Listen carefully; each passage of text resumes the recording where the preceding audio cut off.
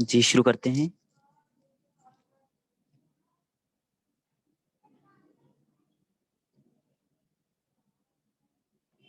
اعوذ باللہ من الشیطان الرجیم، بسم اللہ الرحمن الرحیم۔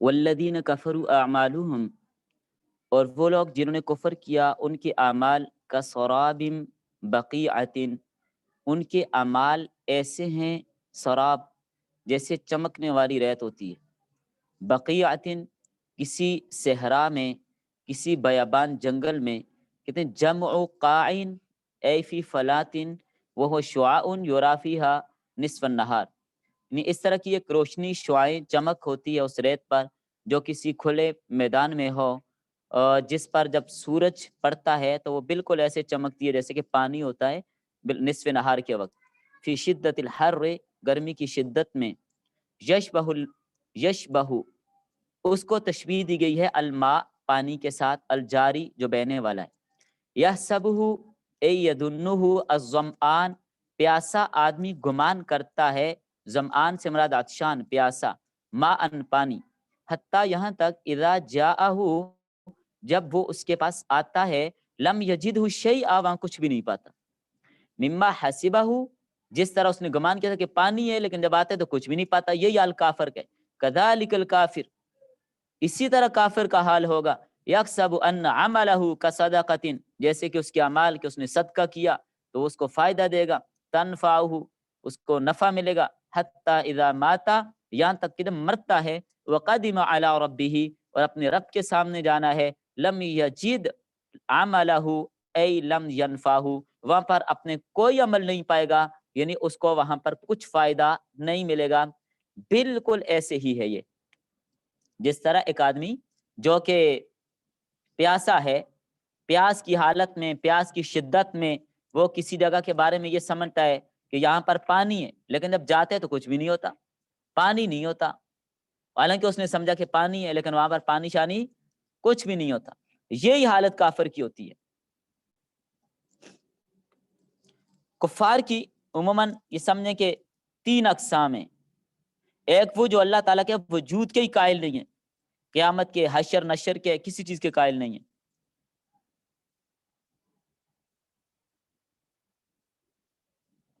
کوئی چیز نہیں مانتے، ایک تو وہ ہیں،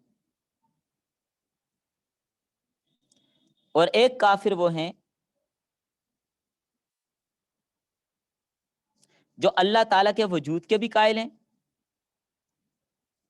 قیامت کو بھی مانتے ہیں، حشر نشر کو بھی مانتے ہیں، حساب کتاب کو بھی مانتے ہیں، لیکن پھر بھی کافر ہیں، کیوں؟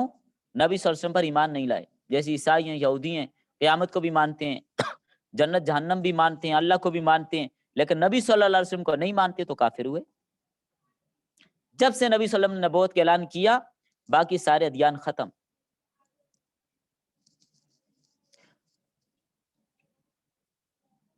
اور تیسرے وہ ہیں وہ اللہ کو خالق بھی مانتے ہیں، مالک بھی مانتے ہیں، رازق بھی مانتے ہیں، سب کچھ مانتے ہیں، لیکن قیامت کے منکر ہیں جیسے کہ مشرکین مکہ۔ تو اللہ نے یہاں پر کفار کی مثال دی ہے،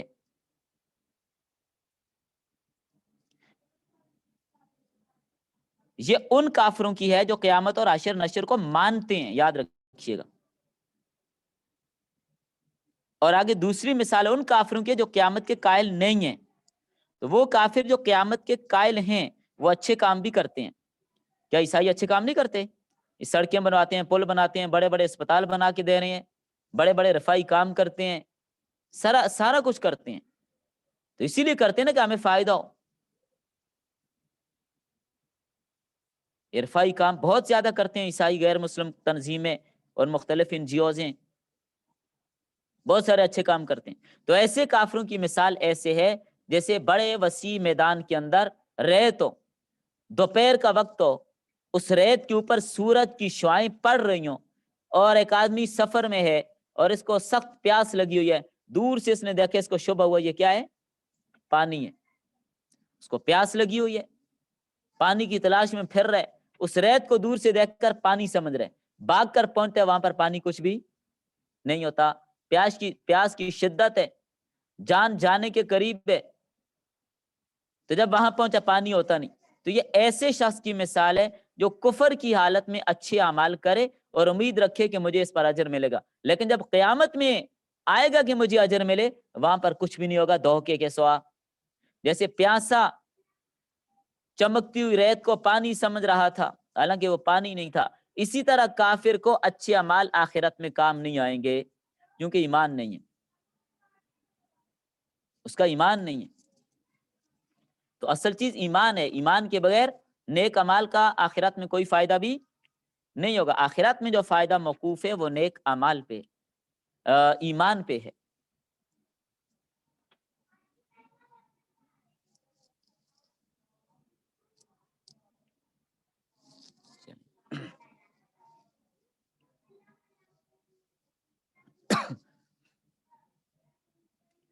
فرمایا پیاسا آدمی اس کو پانی سمجھتا ہے لیکن ہے کچھ بھی نہیں،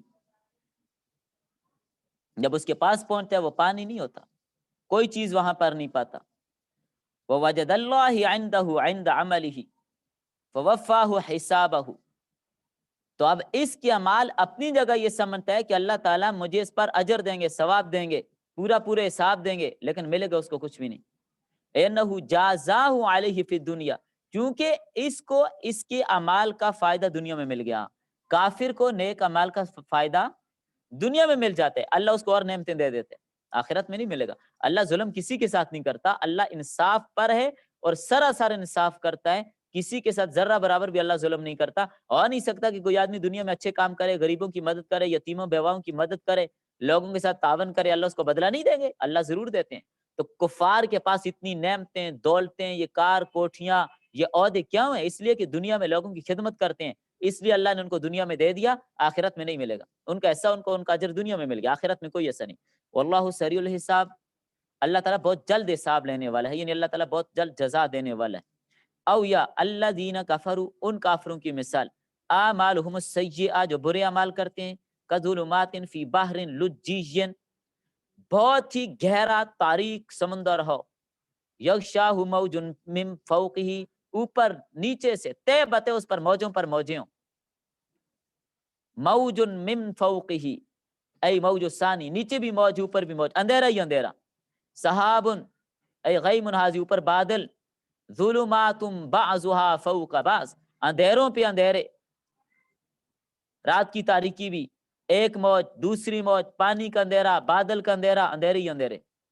ظلمت البحری، اور اس دریا کا اندھیرا، وظلمت الموج، موج کا اندھیرا، موج اول کا، پھر وظلمت الموج ثانی، موج ثانی کا، وظلمت السحاب، پھر بادلوں کا اندھیرا.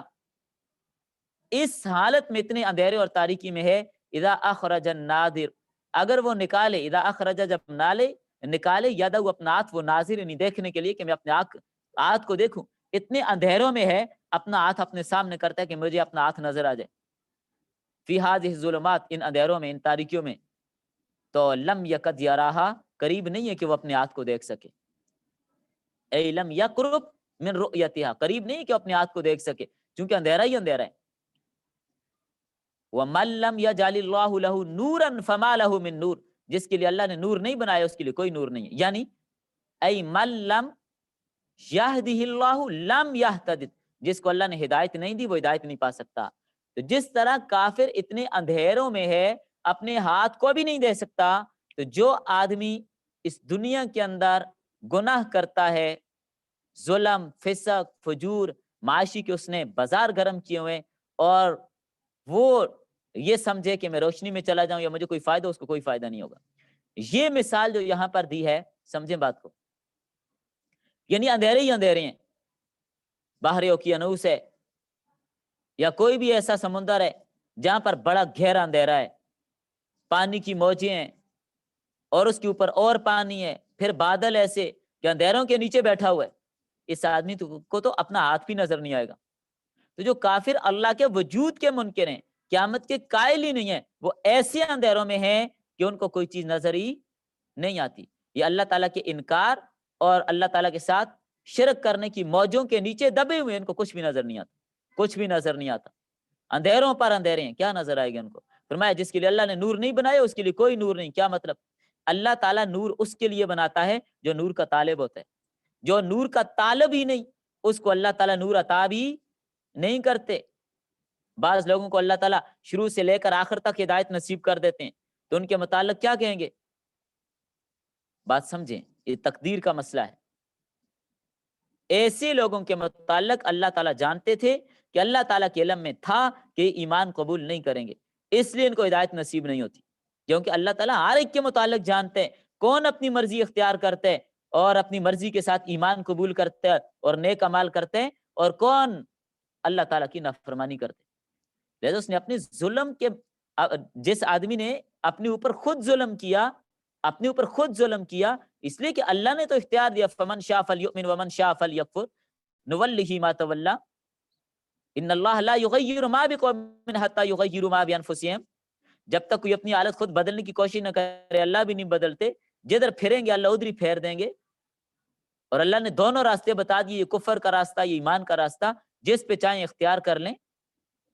اس لیے کوئی آدمی یہ نہیں کہہ سکتا کہ میں مجبور ہوں، نہیں، اللہ نے ہدایت کا راستہ بھی دکھایا ہے اور اللہ نے دوسرے راستے کا بھی بتا دیا، اور بتا دیا اس راستے پہ چلو گے جنت میں پہنچ جاؤ گے، اس راستے پہ چلو گے شیطان کا راستے، اس کے ساتھ جہنم میں جاؤ گے. تو یہ اللہ نے ساری بات بتا دی. اس لیے اس چیز کو آڑ نہیں بنانا چاہیے. بعض لوگ اس کو آڑ بنا لیتے ہیں، تقدیر کا مسئلہ ہم کیا کریں.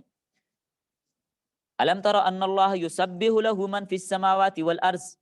الم تر، کیا آپ نے نہیں دیکھا یا کیا آپ کو علم نہیں آیا؟ الم تر بمانا اے الم تعلم ہے کہ بے شک ہر چیز تسبیح بیان کرتی ہے اللہ تعالیٰ کی جو زمین میں اور آسمان میں. من التسبیح الصلاۃ، تسبیح سے مراد نماز ہے. والطیر، اور پرندے بھی، جمع طائر، بین السماء والارض، آسمان اور زمین کے درمیان جو پرندے ہیں یہ بھی اللہ کی تسبیحیں بیان کرتے ہیں. صافات خال باسطات اجنحتہن، اپنے پر بچھائے ہوئے صف کی حالت میں قطار میں اللہ کی تسبیح بیان کر رہے ہیں، اپنے پر بچھائے ہوئے. کل قد علم صلاتہ، اللہ تعالیٰ ہر ایک کی حمد و ثنا کو جانتے ہیں، کون کیا پڑھ رہے. وہ تسبیح، ہر ایک کی تسبیح کو جانتے ہیں. واللہ علیم بما یفعلون، اللہ جاننے والے ہیں جو وہ کرتے ہیں. فی تغلیب العاقل، اس میں عاقل کی تغلیب ہے، چونکہ ظاہر ہے جو ذوی العقول ہوتے ہیں ان کو غلبہ ہوتا ہے. تو باقی جتنی بھی چیزیں ہیں، جو بھی مخلوقات ہیں، ذرہ ذرہ، ایک ایک قطرہ قطرہ اللہ تعالیٰ کی کیا کرتے ہیں؟ حمد و ثنا بیان کرتے ہیں، لیکن ہم اس کو سمجھ نہیں سکتے. والطیر صافات، پرندے پر پھیلائے ہوئے. کل، ہر ایک، قد علم، تحقیق جانتا ہے، صلاۃ، اپنی بندگی کو، ہر ایک اپنی بندگی کو جانتا ہے. یا دوسرا ترجمہ کہ اللہ تعالیٰ جانتے ہیں کہ کون کیا عبادت کر رہے ہیں. وہ تسبیح، اور اپنی تسبیح کو سمجھتا ہے. واللہ علیم بما یفعلون، اللہ تعالیٰ جانتا ہے اس کو جو وہ کرتے ہیں، جو کچھ وہ کر رہے ہیں اللہ تعالیٰ کے علم میں، اللہ کے علم سے باہر کوئی چیز نہیں. وللہ ملک السماوات والارض، اللہ ہی کے لیے ہے ملک آسمانوں اور زمین کا. خزائن المطر، بارش کے خزانے، والرزق، رزق، والنباتات، سبزیاں، سب کچھ اللہ کے پاس ہے. وإلی اللہ المصیر، اللہ کی طرف لوٹنا ہے، المرجع، لوٹ کر اسی کے پاس جانا ہے. الم تر ان اللہ، الم ترى، کیا آپ نے نہیں دیکھا، کیا آپ کو معلوم نہیں ہے؟ ان اللہ، بے شک اللہ تعالی، یجی سحابن، چلاتا ہے بادلوں کو، یسوقہ، برفق، نرمی کے ساتھ ان کو چلاتا ہے. ثم یؤلف بینہ، پھر ان کو ایک دوسرے سے ملا دیتا ہے. یضم بعضہ الی بعض، بعض کو بعض کے ساتھ ملا دیتے ہیں. فیجعل القیطا، پھر اس کو ایک حصہ، ایک ٹکڑا کر دیتا ہے. المتفرقہ، الگ، قیطعۃ، الگ، واحدۃ، ایک، یعنی سارے بادل مل کر ایک ٹکڑا بن جاتے ہیں. ادھر سے آیا، ادھر سے آیا، مشرق مغرب سے آیا، وہ سارے مل گئے، پھر وہ بارش برساتے ہیں. ثم یجعلہ رکاما، پھر وہ سارے کے سارے تے بتے ہو جاتے ہیں. بعضہ فوق بعض، ایک دوسرے کے اوپر، تے بتے. فتر الودق، اے مخاطب تو دیکھے گا بارش کو، یخرج من خلالہ، اے مخارجہ، اس بادل کے اندر سے نکلتی ہے. وینزل من السماء، یہاں پر من زائدہ ہے. وینزل من السماء جبال فیہا، اور اتارتا ہے آسمان سے، جبال فیہا، اس آسمان کے اندر پہاڑ ہیں. کس چیز کے؟ جبال فیہا فی السماء بدل، یہ بدل ہے بِإِعَادَةِ الجار، کس سے بدل ہے؟ اعادہ جار کے ساتھ سما سے بدل ہے. فیہا من بردن ای بازی، یعنی اس بادل کے پہاڑ سے، اس ٹکڑے سے اللہ تعالیٰ اولے نکالتے ہیں. اولے یہ موٹے موٹے برف کی طرح ہوتے ہیں، جس طرح برف ہوتی ہے. یہ بڑی سخت چیز ہوتی ہے، جب لگ جاتے ہیں تو بعض اوقات بڑے شدید لگتے ہیں، بڑی سخت تکلیف ہوتی ہے ان کے لگنے سے.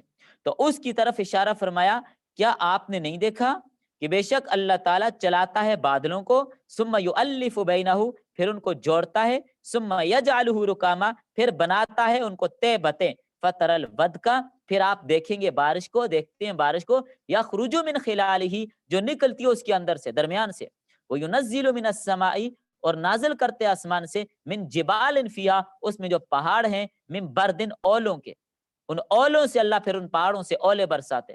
فیصیب بہ من یشاء، پس پہنچاتا ہے وہ اولے جس کو چاہے. ویصرفہ عن من یشاء، اور ہٹاتا ہے، دور کرتا ہے، پھیرتا ہے جس سے چاہے. جس علاقے میں اللہ تعالیٰ چاہتے ہیں اولے برساتے ہیں، جس سے چاہتے ہیں نہیں برساتے. بعض علاقوں میں برستے ہیں فصلیں تباہ ہو جاتی ہیں، اور باغوں کے اندر جو پھل ہوتے ہیں وہ گر پڑتے ہیں، نقصانات ہو جاتے ہیں. یقرب یکاد یقرب، قریب ہے، ثنا برقہ، قریب ہے، ثنا برقہ، اس کی بجلی کی چمک، اس کی بجلی کی چمک، لمعانہ یذهب بالابصار، آنکھوں کو لے جائے.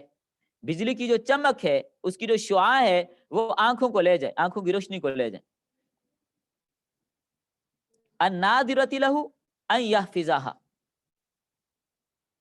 یقلب اللہ اللیل والنہار، یقلب اللہ، اللہ تعالیٰ بدلتا ہے، اللیل، رات کو، والنہار، اور دن کو. کیا مطلب؟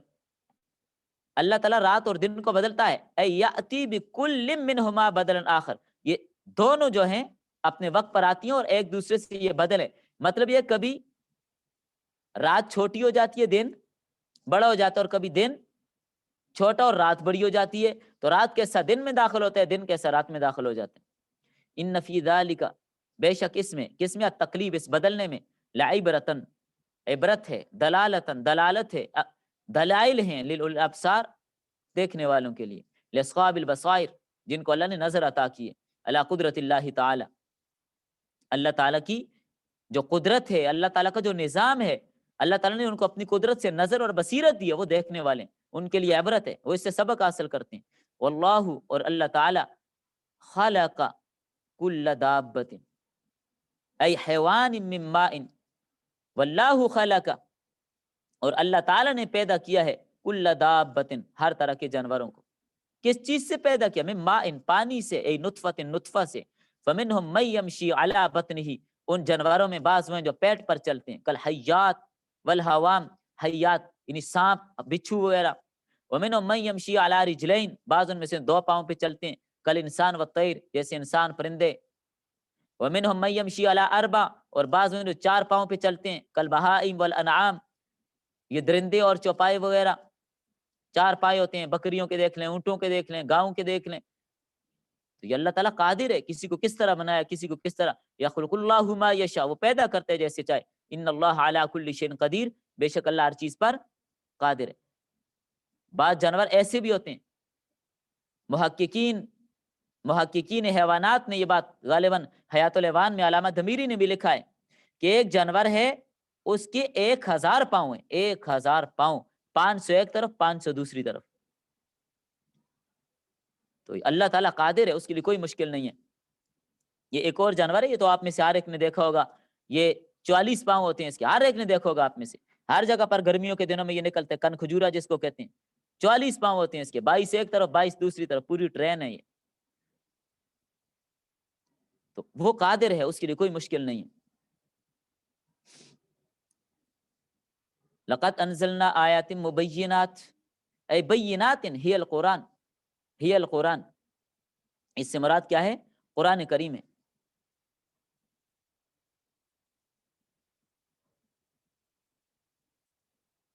تو فرمایا لقد انزلنا، البتہ تحقیق ہم نے اتاری ہیں، آیات مبینات، آیتیں کھول کر بیان کرنے والی، واللہ یہدی من یشاء، اللہ ہدایت دیتے جس کو چاہتے، الی صراط مستقیم، سیدھے راستے کی طرف، جس کو چاہتے سیدھے راستے کی طرف ہدایت دیتے. صراط ای طریق، اے دین الاسلام، سیدھا راستہ دین اسلام ہے. وَيَقُولُونَ اے المنافقون، منافق لوگ کہتے ہیں، آمنا، ہم ایمان لائے، صدقنا، ہم نے تصدیق کی، باللہ، اللہ کی، بتوحید ہی، اس کی توحید کے ساتھ، وبالرسول، اور رسول پر ہم ایمان لائے، محمد صلی اللہ علیہ وسلم پر، واتانا، اور ان کی ہم نے اطاعت کی. ہما فیما حکم بہی، یعنی ان دونوں کو ہم نے اپنے معاملے میں حکم، فیصل، تسلیم کر لیا، ہم اطاعت کرتے ہیں. حالانکہ ایسی بات نہیں ہے، جھوٹ بولتے ہیں. ثم یتولا، یعرض، پھر اعراض کرتے ہیں. فریق منہم، ان میں سے ایک جماعت منہ موڑ لیتی ہے، بعد ذالک، اس اقرار کے بعد. وما اولئک المورزون، وما اولئک المورزون، یہ اعراض کرنے والے بالمؤمنین، ایمان والے نہیں ہیں، یہ جھوٹ بولتے ہیں. المہودین الموافق، الموافقی قلوبہم لالسنتہم، اس لیے یہ عہد پورا کرنے والے نہیں، یہ جو وعدے کرنے والے المہودین، یہ وعدے کرنے والے، ان کی دل کی بات زبان کے موافق نہیں ہے. زبان سے کچھ کہتے ہیں، دل میں کچھ ہے. ان کا ظاہر و باطن، ان کے قول فعل میں تضاد ہے، ایک جیسا نہیں ہے، جھوٹ بولتے ہیں. وَإِذَا دُعُوا إِلَى اللَّهِ وَرَسُولِهِ، جب ان کو بلایا جائے اللہ اور اس کے رسول کی طرف، المبلغ عنہ، ان کی طرف بلایا جائے، اللہ اور اس کے رسول کی طرف بلاتا ہے، نہیں، مبلغ، دعوت دینے والا. کیوں؟ لِيَحْكُمَ بَيْنَهُمْ، تاکہ فیصلہ کیا جائے ان کے بیچ. اِذَا فَرِيقٌ مِّنْهُمْ مُعْرِضُونَ، اچانک ایک جماعت، ایک طبقہ ان سے اعراض کرنے والا ہوتا ہے. المجیء الیہ، رسول کی طرف آنے میں اعراض کرتا ہے، رسول کی بات ماننے میں اعراض کرتے ہیں، رسول کے حکم کے مطابق، قرآن کے حکم کے مطابق فیصلہ کرنے سے اعراض کرتے ہیں. وَإِن يَكُن لَّهُمُ الْحَقُّ يَأْتُوا إِلَيْهِ مُذْعِنِينَ مُسْرِعِينَ، اور اگر آپ ان سے کہیں، وَإِن يَكُن لَّهُمُ الْحَقُّ يَأْتُوا إِلَيْهِ مُذْعِنِينَ، سمجھیں اس بات کو. ایک طرف تو یہ کہتے ہیں کہ ہم ایمان والے ہیں، ہم نے ایمان لایا، لیکن جب ان کو مبلغین اسلام حق کی طرف بلاتے ہیں، اور اگر ان کے ساتھ حق ہے، وہیں یکن لہم الحق، اور اگر ہو ان کے لیے حق، یأتو الیہ مذعنین، تو آتے ہیں حق کی طرف بڑے جلدی سے چل کر. افی قلوب مرض، کیا ان کے دلوں میں بیماری ہے؟ امیر تابو، یا انہوں نے شک کیا، ام یا خافونا، یا وہ ڈرتے ہیں، ان یحیف اللہ علیہم، یہ کہ ظلم کرے گا اللہ ان پر، ورسولہ، اور اللہ کا رسول. فرمایا بل، ہرگز نہیں، اولئکم الظالمون، یہی لوگ ظالم ہیں. کیا مطلب؟ سمجھیں اب اس بات کو، کہ اگر یہ حق پر ہوتے، یہ ایمان لانے والے ہوتے، تو پھر اللہ اور اس کے رسول کی بات سے اعراض نہ کرتے. اگر ان کے ساتھ حق ہوتا، یا حق پر ہوتے، مسرعین طائعین، جلدی سے آتے، اطاعت کرنے والے ہوتے. لیکن ان کے دلوں میں کفر کی بیماری ہے، کفر کا مرض ان کے دلوں میں چھپا ہوا ہے، اس لیے امیر تابو شکو فی نبوتی ہی، نبی صلی اللہ علیہ وسلم کی نبوت میں یہ شک کرتے ہیں. ام یخافون ان یخیف اللہ علیہم ورسولہ فی الحکم ان یظلموا فی، کیا وہ اس بات کا خوف کرتے ہیں کہ اللہ اور اس کا رسول اس پر ظلم کریں گے؟ بل اولئکم الظالمون بالاعراض عنہ، اصل میں ظالم یہ خود ہیں کہ انہوں نے حق سے اعراض کیا، حق سے منہ موڑا، اللہ کے رسول کی بات کو نہ مانا، تو ظلم تو انہوں نے خود کیا، اللہ اور اس کے رسول نے ان پر کوئی ظلم نہیں کیا. انما کان قول المؤمنین، بے شک اہل ایمان کا قول، اذا دعوا الی اللہ ورسولہ، جب ان کو بلایا جائے اللہ اور اس کے رسول کی طرف، لیحکم بینہم، تاکہ ان کے درمیان فیصلہ کیا جائے، ای بالقول اللائق بہم، یعنی ایسے قول کے ساتھ جو ان کی شیان شان ہے. ان یقولوا سمعنا، ایمان والے کیا کہتے ہیں؟ ہم نے سن لیا، واطعنا، اور فرما برداری کی، بالاجابت، مطلب ان کی بات کو قبول کیا. واولئک حینئذ، یہی لوگ جن کا تذکرہ ہوا، هم المفلحون، کامیاب ہونے والے ہیں، ناجون، فلاح پانے والے ہیں. تو ایمان والوں پہلے منافقین کی صفت ذکر کی، جب اللہ اور اس کے رسول بلاتے ہیں، اعراض کرتے ہیں، منہ پھیرتے ہیں، بہانے بناتے ہیں.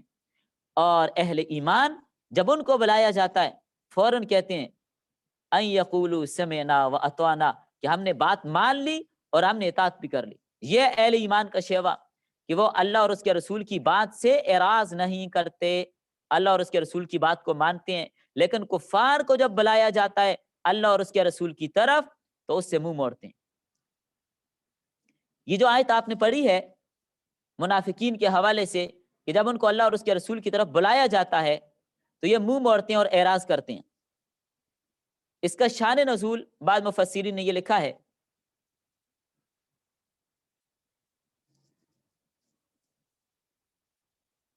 منافقین کے ایک واقعہ نقل کیا. بشیر نامی منافق تھا, ایک یہودی کے ساتھ اس کا جھگڑا ہوا ایک زمین کے بارے میں. وہ یہودی کہتا تھا زمین میری ہے, منافق کہتا تھا میری ہے. کیونکہ اس زمانے میں کوئی انتقال رجسٹریاں تو ہوتی نہیں تھی نا, کوئی پٹوار خانے اور سارا کچھ وہاں پر درج, ایسی تو کوئی صورت نہیں تھی.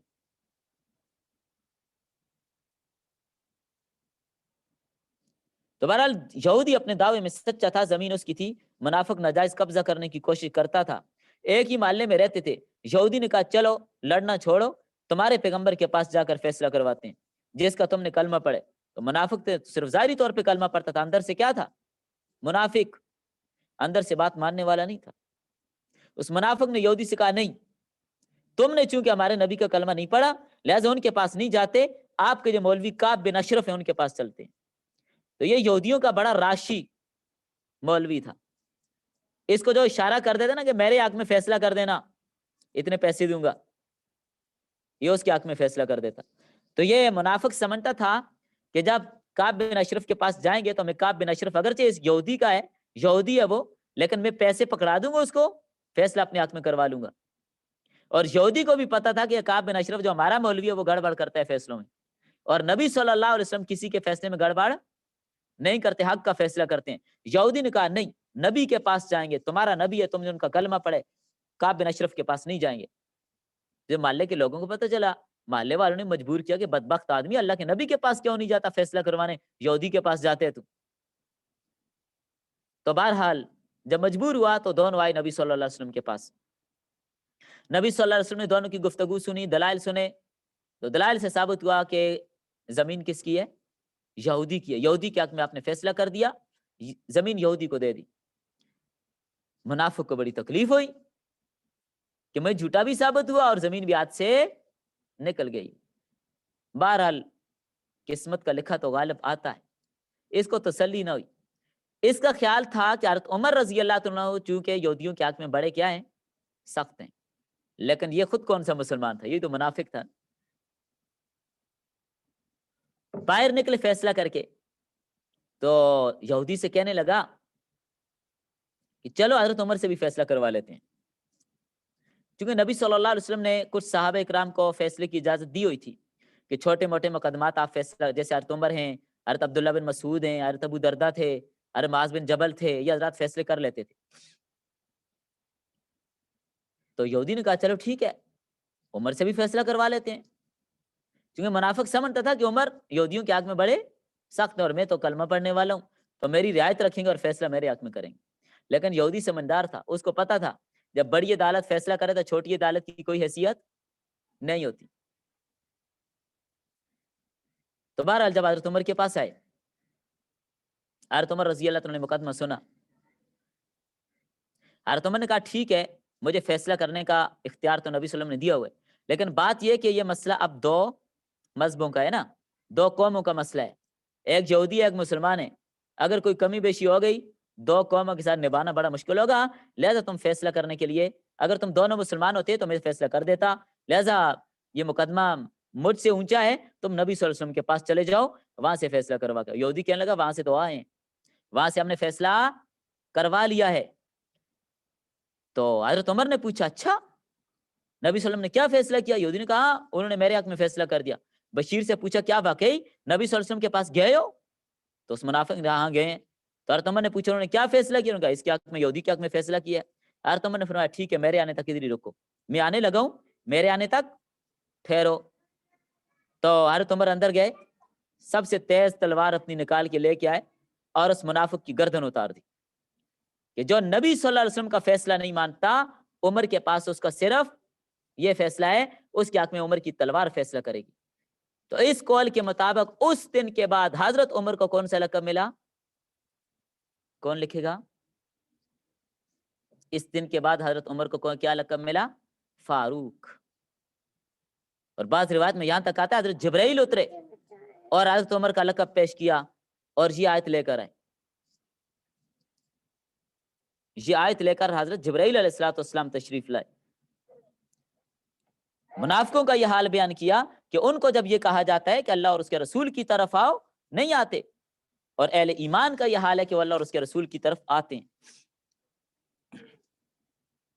وَمَن يُطِعِ اللَّهَ وَرَسُولَهُ، اور جو اطاعت کرے گا اللہ کی اور اس کے رسول کی صلی اللہ علیہ وسلم، وَيَخْشَى اللَّهَ، يخاف، اور اللہ اور اس کے رسول سے ڈرتا ہے، اللہ سے ڈرتا ہے، وَيَتَّقِي، اور وہ تقوی اختیار کرتا ہے، بسکون الہاء وکسرها، بأن يطيعه، اطاعت کرتا ہے، فَأُولَٰئِكَ هُمُ الْفَائِزُونَ، یہی لوگ کامیابی والے ہیں، بالجنہ، جنت کی صورت میں ان کو کامیابی ہوگی۔ وَأَقْسَمُوا بِاللَّهِ جَهْدَ أَيْمَانِهِمْ، اور وہ قسمیں اٹھاتے ہیں بڑی مضبوط قسمیں، غایتہ، بڑی گہری قسمیں، لئن امرتہم بالجہاد، اگر آپ ان کو جہاد کو حکم دیں گے، لیخرجن، تو ضرور نکلیں گے، لیخرجن، ضرور آپ کے ساتھ جہاد کریں گے، قل لہم، آپ ان سے کہہ دیجئے، لا تقسموا، نہ قسمیں اٹھاؤ، تا تم معروفتن، دستور کے مطابق اطاعت کرو، نبی نبی صلی اللہ علیہ وسلم کی اطاعت کرو، فرمانبرداری کرو، خیر، یہ تمہارے لیے بہتر ہے، قسمیں اٹھانا چھوڑو، تمہاری قسموں سے یہ بہتر ہے، الذی لا تصدقون فی، جن کی تم تصدیق نہیں کرتے، آج قسمیں اٹھاتے ہو لیکن پھر ان پر عمل نہیں کرتے ہو، ان اللہ خبیر بما تعملون من طاعتکم بالقول ومخالفتکم بالفعل، تمہارے قول سے تمہاری اطاعت کو اور تمہارے فعل سے تمہاری مخالفت کو اللہ جانتے ہیں،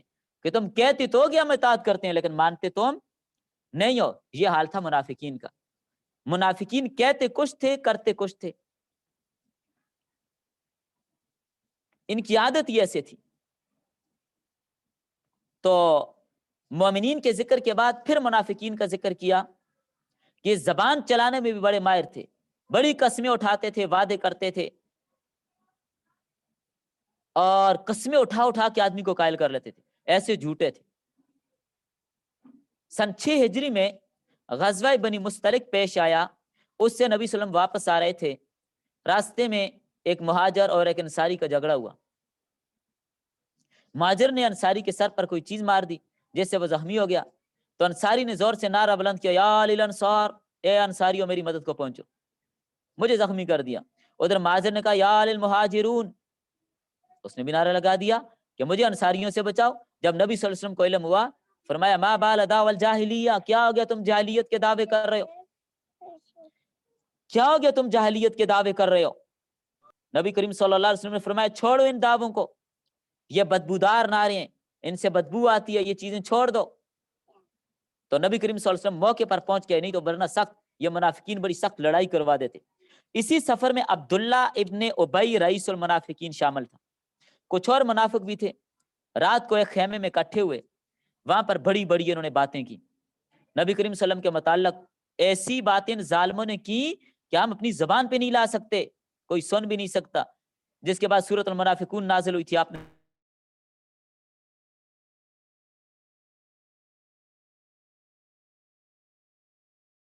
لَيُخْزُ مِنْهَا الْأَزَلَ، استغفر اللہ معاذ اللہ، کہنے لگے ضرور نکال دے گا عزت والا اس میں سے ذلت والوں کو۔ یہ جو منافقوں کا بڑا تھا رئیس المنافقین، اس نے یہ بات کہی تھی، اور اپنے آپ کو مدینہ طیبہ کا بڑا معزز آدمی سمجھتا تھا کہ میں سب سے معزز اور بڑا ہوں مدینہ میں۔ کہنے لگا ہم واپس جا کر اس ذلیل انسان کو نکالیں گے، معاذ اللہ، استغفر اللہ۔ نبی صلی اللہ علیہ وسلم کے بارے میں اس بدبخت کمینے نے یہ بات کی۔ حضرت زید بن ارقم رضی اللہ تعالیٰ عنہ عمر صحابی تھے، بالکل قریب ان کا خیمہ بھی تھا۔ رات کو ان منافقوں کی باتیں حضرت زید نے سن لی، رات کے اندھیرے کی وجہ سے منافقوں کو پتہ نہیں چلا کہ کوئی سن بھی رہا ہے، حضرت زید نے باتیں سن لی کہ ان منافقوں نے نبی صلی اللہ علیہ وسلم کے بارے میں ایسی ایسی باتیں کی۔ صبح ہوئی، یہ نبی کریم صلی اللہ علیہ وسلم کی خدمت میں حاضر ہوئے، کہنے لگے یا رسول اللہ، ضمیر تو گوارا نہیں کرتا، ضمیر تو گوارا نہیں کرتا، لیکن بات یہ ہے کہ ان منافقوں نے آپ کے بارے میں بڑی سخت ترین باتیں کی ہیں۔ رات کو میرا خیمہ ان لوگوں کے قریب تھا، انہوں نے بڑی غلط باتیں آپ کے بارے میں کی۔ نبی کریم صلی اللہ علیہ وسلم نے ان لوگوں کو بلایا، فرمایا تم نے رات کو یہ باتیں کی ہیں؟ کہنے لگے توبہ توبہ استغفر اللہ، ایسی باتیں ہم کریں، ہمارے ہونٹ جل جائیں، ہماری زبانیں کٹ جائیں آپ کے بارے میں، ہم تو آپ کی جوتیاں اٹھا کر سر پہ رکھنے والے ہیں۔ انہیں سے اس طرح کی باتیں قسمیں اٹھا اٹھا کر انہوں نے کی، اور نبی صلی اللہ علیہ وسلم کو اعتماد دلا دیا، اور کہنے لگے زید جھوٹ بولتا ہے، زید جھوٹ کہتے ہیں، یہاں تک انہوں نے کہہ دیا۔ تو حضرت زید بن ارقم فرماتے ہیں کہ ان منافقوں نے قسمیں اٹھا اٹھا کر نبی صلی اللہ علیہ وسلم کو ایسا یقین دلا دیا کہ نبی صلی اللہ علیہ وسلم نے حضرت زید کو کہا کہ آپ نے غلط بات کی ہے، فَكَذَّبَنِي وَصَدَّقَهُمْ، حدیث میں یہ آتا ہے کہ نبی صلی اللہ علیہ وسلم نے مجھے جھوٹا قرار دیا اور ان کو سچا مان لیا، منافقوں کو، اور نبی صلی اللہ علیہ وسلم مجھ سے ناراض ہو گئے کہ تم نے خواہ مخواہ سچے لوگوں کو جھوٹا بنانے کے لیے یہ کہانی بنائی ہے۔ فرماتے ہیں میرے تو پاؤں کے نیچے سے زمین نکل گئی، میرا تو وہ اپنے چچا کے پاس واپس آیا، انہوں نے پوچھا کیا بات ہوئی، تو میں نے بتایا کہ یہ واقعہ ہوا اور منافقوں نے یہ باتیں کی ہیں، میں نے جا کر نبی صلی اللہ علیہ وسلم کو بتایا، منافقوں نے قسمیں اٹھا لی ہیں اور کہتے ہیں کہ ہم نے ایسا کوئی نہیں کیا، تو نبی صلی اللہ علیہ وسلم نے مجھے جھوٹا کہہ دیا، نبی صلی اللہ علیہ وسلم نے مجھے جھوٹا کہہ دیا کہ تو نے غلط بیانی کی ہے۔ بہرحال یہ سب باتیں ہوئی، تھوڑا وقت گزرا، حضرت زید رو رہے ہیں، پریشان ہیں کہ کیا بن گیا میرے ساتھ، اب مجھے کون سچا کہے گا جب اللہ کے رسول نے اس کو جھوٹا کہہ دیا۔ تھوڑی دیر کے بعد حضرت زید فرماتے ہیں قاصد آیا، عجیب رسول اللہ صلی اللہ علیہ وسلم کہ زید اللہ کے رسول بلا رہے ہیں، فوراً پہنچو۔ کہتے ہیں میں ڈرتا ڈرتا ڈرتا نبی صلی اللہ علیہ وسلم کے پاس گیا کہ اب کہیں مجھے سزا نہ دے دیں، کام خراب نہ ہو جائے، لیکن دیکھا تو نبی صلی اللہ علیہ وسلم کا چہرہ روشن تھا، چمک رہا تھا۔ فرمایا اے زید قد صدقک اللہ تعالی، اللہ نے تیری بات کو سچا قرار دے دیا، اور وہ جھوٹے نکلے۔ پھر سورۃ المنافقون کی آیات پڑھ کر سنائی، اذا جاءک المنافقون قالوا نشهد انک لرسول اللہ، کہ جب یہ آپ کے پاس منافق آتے ہیں کہتے ہیں ہم گواہی دیتے ہیں آپ اللہ کے رسول ہیں، بے شک آپ اللہ کے رسول ہیں، واللہ یعلم انک لرسول، اللہ بھی گواہی دیتے ہیں کہ آپ اللہ کے رسول ہیں، لیکن واللہ یشهد ان المنافقین لکاذبون، منافق جھوٹ بولتے ہیں، اللہ گواہی دے رہے ہیں۔ منافق جھوٹے طور پر آپ کو نبی کہتے ہیں، حقیقت میں آپ کو نبی مانتے نہیں ہیں۔ یہ منافق تو جب آپ کے پاس آتے تھے بڑے زوردار بڑی لمبی چوڑی قسمیں اٹھاتے تھے کہ اللہ کی قسم ہم آپ کے ساتھ جہاد کریں گے، ہم جہاد میں آپ کے ساتھ جائیں گے، ہم دوسروں سے آگے نکلیں گے، ہم زیادہ مال لگائیں گے، لیکن جب جہاد کا موقع آتا بھاگنے کی کوششیں کرتے ہیں، بہانے بناتے۔ تو اللہ تعالیٰ نے فرمایا کہ ان سے کہہ دیجئے، یہ جو قسمیں اٹھاتے ہیں بڑی مضبوط قسمیں، ان سے کہہ دیجئے لئن امرتہم، البتہ اگر ان کو جب جہاد کا حکم دیا جاتا ہے، لیخرجن، البتہ ضرور نکلیں گے، یہ دعوے کرتے ہیں، لیکن قل آپ انہیں کہہ دیجئے لا تقسموا، تم قسمیں مت اٹھاؤ، طاعتم معروفہ، دستور کے مطابق فرمانبرداری کرو، ان اللہ خبیر بما تعملون، جو تم کہہ رہے ہو اللہ اس کو جانتا ہے، جو تم کرتے ہو قسمیں اٹھا رہے ہو اللہ جانتا ہے۔ آپ ان سے کہہ دیجئے اللہ تعالیٰ کی اطاعت کرو، سچ مچ اطاعت کرو، جھوٹ مت بولو، آتی اور رسول، اللہ کے رسول کی بات مانو، صحیح معنوں میں فرمانبرداری کرو، لیکن فَإِن تَوَلَّوْا، اگر تم منہ پھیرو گے، فَإِنَّمَا عَلَيْهِ، بے شک نبی کے ذمہ اتنا ہی ہے، ما حُمِّلَ، وہ بات جو ان پر ڈالی گئی ہے، نبی اس بات کا مکلف ہے کہ وہ احکامات تم تک پہنچا دے، وَعَلَيْكُمْ مَا حُمِّلْتُمْ، اور تمہارے ذمہ وہ ہے جس کا تمہیں مکلف بنایا گیا، وَلَا تُسْأَلُونَ عَنْ أَصْحَابِ الْجَحِيمِ، جہنمیوں کے بارے میں نبی سے کوئی پوچھ نہیں ہوگی۔ تو یہ بڑے زور دعوے کرتے تھے ہم یہ کریں گے وہ کریں گے، لیکن کرتے کچھ بھی نہیں تھے۔ چلیں فرمایا قسمیں نہ اٹھاؤ، دستور کے مطابق اطاعت کرو، قل آپ کہہ دیجئے اطیعوا اللہ واطیعوا الرسول، اطاعت کرو اللہ کی اور اس کے رسول کی، فإن تولوا عن طاعته، اگر تم اطاعت سے منہ پھیرو گے، بحذف احدى التاءين خطاب لهم، یعنی ایک تا کو حذف کیا گیا ہے اور یہ ان سے خطاب کیا گیا، فإنما عليه ما حمل من التبلیغ، تو نبی صلی اللہ علیہ وسلم پر وہ ہے جو تبلیغ کا بوجھ آپ پہ ڈالے، بس وہ ہے، وعلیکم ما حملتم من طاعتی، اور تمہارے اوپر وہ ہے جو تمہارے اوپر بوجھ ڈالے، تم نبی کی اطاعت کرو، تمہاری ذمہ داری ہے کہ تم نبی کی اطاعت کرو، فضول قسمیں نہ اٹھاؤ، بہانے نہ بناؤ۔ وَإِن تُطِيعُوهُ تَهْتَدُوا، اگر اطاعت کرو گے تو ہدایت پاؤ گے، وَمَا عَلَى الرَّسُولِ إِلَّا الْبَلَاغُ الْمُبِينُ، رسول کے ذمہ صرف واضح طور پر کھول کر بات کو پہنچا دینا ہے، تبلیغ البین، واضح طور پر تبلیغ کر دینا، احکام کو پہنچا دینا، باقی نبی کا کام منوانا نہیں ہے، نبی کا کام پہنچانا ہے۔ وعد اللہ الذین آمنوا منکم وعملوا الصالحات، اللہ تعالیٰ نے وعدہ کیا ان لوگوں سے تمہیں جو ایمان لائے اور نیک اعمال کیے، کیا وعدہ؟ لَيَسْتَخْلِفَنَّهُمْ فِي الْأَرْضِ بَدْلًا لِلْكُفَّارِ، یہ کفار سے بدل ہے کہ ان کو زمین میں ضرور خلافت دے گا، كَمَا اسْتَخْلَفَ، جیسا کہ اس نے خلافت دی، الَّذِينَ مِن قَبْلِهِمْ، ان لوگوں کو جو ان سے پہلے، جو ان لوگوں سے پہلے تھے ان کو بھی اللہ نے زمین میں خلافت دی، تو اس طرح اگر تم بھی نبی صلی اللہ علیہ وسلم کی اطاعت اور فرمانبرداری کرو گے تو وہ تمہیں بھی اس اطاعت پر تمہیں خلافت دے گا، من بنی اسرائیل بدلاً عن الجبابرہ، کہ لیکن اس کے باوجود بنی اسرائیل میں بڑے بڑے ظالم اور بڑے بڑے سرکش تھے، لیکن اللہ تعالیٰ نے ان کو خلافت عرضی دی، تو تمہیں بھی خلافت عرضی دے گا اگر تم اللہ اور اللہ کے رسول کی اطاعت کرو گے۔ وَلَا يُمَكِّنَنَّ لَهُمْ دِينَهُمُ الَّذِي ارْتَضَىٰ لَهُمْ، اور تمہیں ٹھکانہ دے گا، تمہیں قوت دے گا اس دین کے ذریعے سے جس دین پر اس نے، جس دین کو تمہارے لیے اس نے پسند کیا ہے، وہ الاسلام، اسلام کے ساتھ تمہیں قوت دے گا، یُظْہِرَہُ عَلیٰ جَمِیعِ الْأَدْیَان، تمام ادیان پر یہ غالب آئے گا، وَیُوَسِّعُ لَهُمْ فِی الْبِلَادِ وَیُمْلِکُوہا، اور شہروں کے اندر توسیع ہوگی، اللہ تعالیٰ تمہاری سلطنتیں قائم کریں گے اور تمہاری بادشاہتیں کام کریں گے، تمہاری مملکت ہوگی، تمہاری بادشاہت ہوگی، بشرطے کہ تم نبی کی اطاعت کرو، بشرطے کہ تم اللہ اور اس کے رسول کی بات کو مانو، پھر اللہ تعالیٰ تمہیں خلافت عرضی دیں گے۔ خلافت عرضی سمجھیں بات کو۔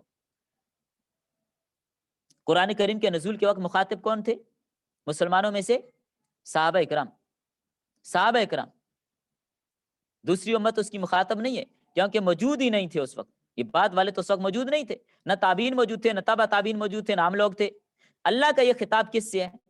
ان لوگوں سے جو نزول قرآن کے وقت موجود تھے۔ وعد اللہ الذین آمنوا منکم، میں مسئلہ سمجھا رہا ہوں، آپ توجہ کریں۔ وعدہ کیا اللہ نے ان لوگوں سے جو ایمان لائے تم میں سے، جو نزول قرآن کے وقت موجود ہیں، صحابہ ہیں، وعاملوا الصالحات، جنہوں نے عمل کیا اچھے، صحابہ ہیں، لَيَسْتَخْلِفَنَّهُمْ، البتہ ضرور خلیفہ بنائے گا ان کو فی الارض، زمین میں۔ اگر گرامر کو دیکھا جائے، یہاں لام بھی تاکید کے لیے ہے، نون بھی تاکید کے لیے، تاکید در تاکید کے ساتھ اللہ نے وعدہ کیا کہ ضرور میں زمین میں خلافت دوں گا، کما استخلف الذین من قبلہم، جیسے کہ پہلے لوگوں کو خلافت دی تھی، جس طرح کہ پہلے لوگوں کو خلافت دی تھی اس طرح تمہیں بھی خلافت دوں گا، جس طرح اللہ نے پہلی امتوں میں خلفاء بنائے تمہیں بھی بنائے گا۔ یہ صحابہ کو کہا جا رہا ہے، توجہ، بہت بڑا ایک اشکال یہاں پر حل ہو رہا ہے۔ وَلَيُمَكِّنَنَّ لَهُمْ دِينَهُمْ، اور البتہ ضرور قدرت دے گا، جما دے گا تمہیں اللہ تعالیٰ ان کے لیے ان کے دین کو۔ یہاں بھی دو تاکیدیں، لام بھی تاکید کے لیے، نون بھی تاکید کے لیے، البتہ ضرور اللہ تعالیٰ ان کے ذریعے دین کو چمکائے گا۔ کس کے ذریعے؟ ان خلفاء کے ذریعے جو کس میں ہوں گے؟ صحابہ میں ہوں گے۔ الذی ارتضی لہم، جو دین اللہ نے ان کے لیے پسند کیا۔ وہ دین کیا ہے؟ قرآن کریم کے نزول کے اعتبار سے جو آخری آیت ہے کون سی ہے؟ سورۃ المائدہ کی آیت نمبر 3، الیوم اکملت لکم دینکم واتممت علیکم نعمتی ورضیت لکم الاسلام دینا، دین اسلام مراد ہے۔ تو جو دین اللہ نے تمہارے لیے منتخب کر لیا، پسند کر لیا، چن لیا، اس دین کو چمکانے اور پھیلانے کا ذریعہ ان خلفاء کو اللہ بنائے گا، ان خلفاء کے ذریعے اللہ اس دین کو پھیلائے گا۔ وَلَيُبَدِّلَنَّهُم مِّن بَعْدِ خَوْفِهِمْ أَمْنًا، اور البتہ ضرور تبدیل کر دے گا اللہ تعالیٰ ان کے لیے خوف کے بعد امن کو۔ یہاں بھی دو تاکیدیں، لام بھی تاکید، نون بھی تاکید، بات کو پکا در پکا کیا جا رہا ہے۔ خلافت کے دور میں خوف کے بعد امن ہوگا، پھر کیا ہوگا؟ یعبدوننی، وہ میری عبادت کریں گے، لا یشرکون بی شیئا، میرے ساتھ کسی چیز کو لوگ شریک نہیں ٹھہرائیں گے۔ قرآن کی اس نص قطعی سے حضرت صدیق اکبر، حضرت عمر، حضرت عثمان، حضرت علی کی خلافت ثابت ہوئی کہ نہیں ہوئی؟ یہ ساری خوبیاں اسلام کو ان کے دور میں ملی کہ نہیں ملی؟ جتنی خوبیوں کا ذکر ان آیات میں کیا، وہ ساری خوبیاں ان خلفاء کے دور میں اللہ تعالیٰ نے دی ہیں۔ اللہ تعالیٰ نے ان کے ذریعے دین کو پھیلایا کہ نہیں؟ چمکایا کہ نہیں؟ وہ چائنا تک پہنچایا کہ نہیں؟ افریقہ کے جنگلوں تک پہنچایا کہ نہیں؟ یہ سارے وعدے اللہ نے پورے کیے، کس کے زمانے میں؟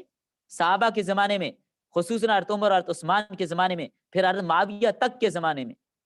یہ سارے وعدے ان صحابہ سے کیے جا رہے ہیں۔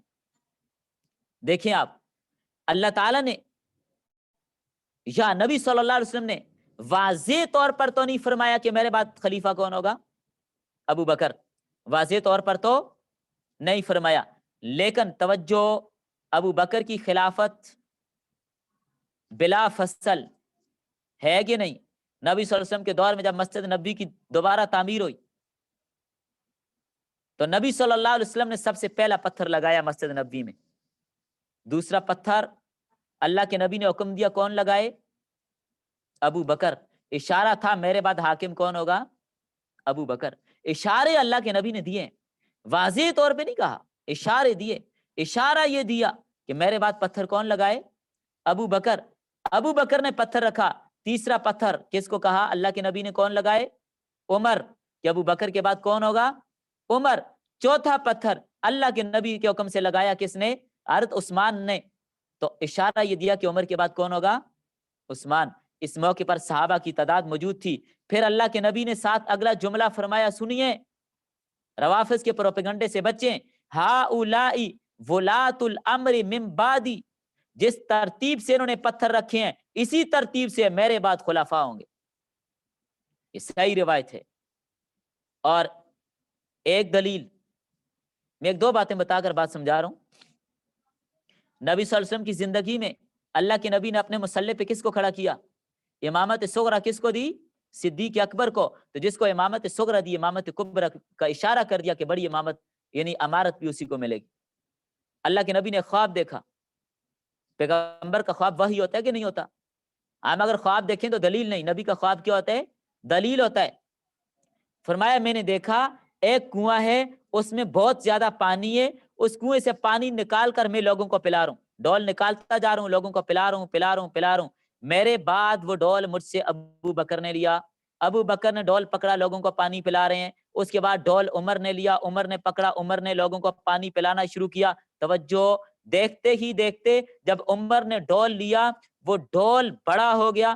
فرمایا ایسی قوت کے ساتھ عمر پانی نکالنے لگے، ایسا قوی آدمی میں نے نہیں دیکھا. نکالتے نکالتے پلاتے پلاتے یہاں تک عمر نے وہ ڈول نکالا، اتنا پانی بہایا، اتنا پانی پہنچا دیا کہ لوگوں کے گھروں اور جانوروں کے باڑوں تک وہ پانی پہنچ گیا.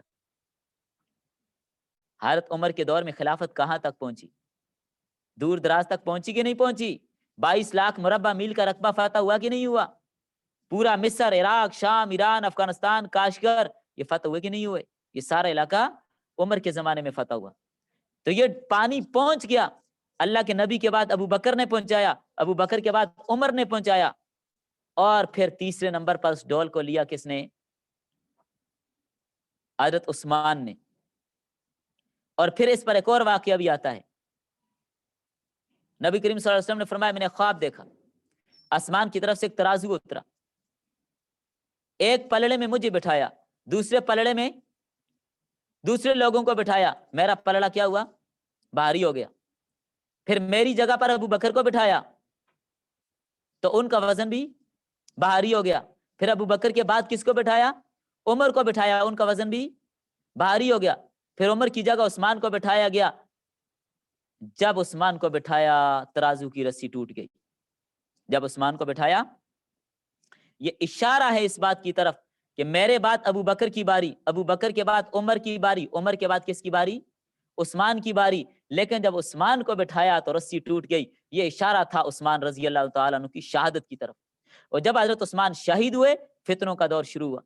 آخری دور میں عبداللہ ابن سبا یمنی جو یہودی تھا، اس کی سازشوں سے حضرت عثمان شہید ہوئے، اور ان کی شہادت کے بعد فتنوں کا ایسا دروازہ کھلا آج تک بند نہیں ہوا، آج تک بند نہیں ہوا.